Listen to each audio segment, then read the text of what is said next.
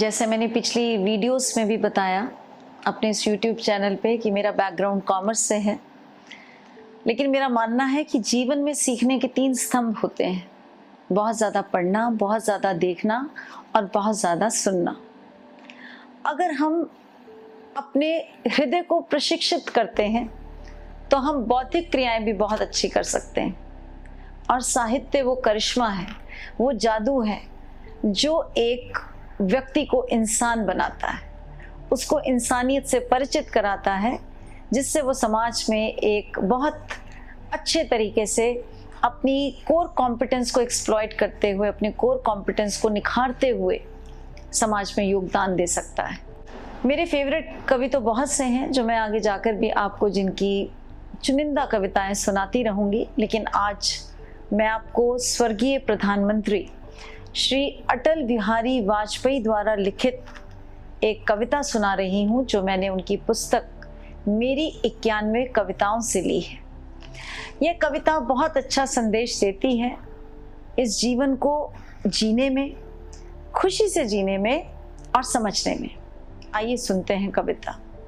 हरी हरी धूप पर, हरी हरी धूप पर ओस की बूंदें अभी थी अब नहीं है। ऐसी खुशियां जो हमेशा हमारा साथ दें कभी नहीं थी कहीं नहीं है। ऐसी खुशियां जो हमेशा हमारा साथ दें कभी नहीं थी कहीं नहीं है। कवार की कोख से फूटा बाल सूरे, कवार की कोख से फूटा बाल सूरे, जब पूरब की गोद में पैर फैलाने लगा तो मेरी बगीची का पत्ता पत्ता जगमगाने लगा।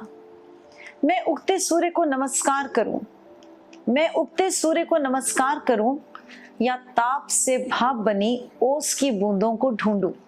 सूर्य एक सत्य है, सूर्य एक सत्य है जिसे झुटलाया नहीं जा सकता, पर ओस भी तो एक सच्चाई है। यह बात अलग है कि ओस क्षणिक है, यह बात अलग है कि ओस क्षणिक है। मैं क्यों ना जीवन के क्षण क्षण में जीऊं, मैं क्यों ना जीवन के क्षण क्षण में जीऊं, कण कण में बिखरे सौंदर्य को पीऊं। सूर्य तो फिर भी उगेगा, धूप तो फिर भी खिलेगी, पर मेरी बगीचे की हरी हरी धूप पर ओस की बूंदें हर मौसम में नहीं मिलेंगी, हर मौसम में नहीं मिलेंगी। इसी कविता के साथ इस संकलन में जो अटल जी ने लिखा, कुछ एक पंक्तियां हैं जो बहुत दिल को छूती हैं। जैसे उन्होंने कहा कि फर्क इस बात पे नहीं पड़ता कि आदमी कहाँ खड़ा है, फर्क इस बात से नहीं पड़ता कि आदमी कहाँ खड़ा है, पथ पर या रथ पर, तीर पर या प्राचीर पर। फर्क इस बात से पड़ता है, फर्क इस बात से पड़ता है कि वो जहाँ खड़ा है या जहाँ उसे खड़ा होना पड़ा है उसका धरातल क्या है।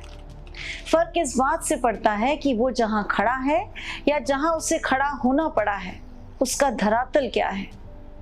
ऐसे ही अटल जी कहते हैं कि धरती को बौनों की नहीं, धरती को बौनों की नहीं, ऊंचे कद के इंसानों की जरूरत है, जो नक्षत्रों में अपनी प्रतिभा के बीज बोले, किंतु इतने ऊंचे भी नहीं, किंतु इतने ऊंचे भी नहीं कि पांव तले दूब न जमे, कोई कांटा न चुभे, कोई कली न खिले। हे प्रभु, हे प्रभु, मुझे इतनी ऊंचाई कभी न देना कि गैरों को गले न लगा सकूं, इतनी रुखाई कभी न देना कि गैरों को गले न लगा सकूं। उम्मीद करती हूँ आपको पंक्तियां पसंद आई होंगी। सार यही है कि जीवन में ऊंचाई हासिल करना अच्छी बात है, क्योंकि जब आप पूरी लगन से, पूरे साहस से, अपनी पूरी प्रतिभाओं को समेटकर किसी भी क्षेत्र में अग्रसर होते हैं, चाहे वो राजनीति का है, साहित्य का है, शिक्षण का है, लेकिन उसमें एक बात कभी नहीं भूलनी चाहिए कि व्यक्ति को हमेशा धरातल पर रहना चाहिए और अपने मानवीय मूल्यों के साथ ही वो प्रकाश इस धरती पर बिखेरना चाहिए। इसके साथ ही मिलेंगे अगले वीडियो में। धन्यवाद।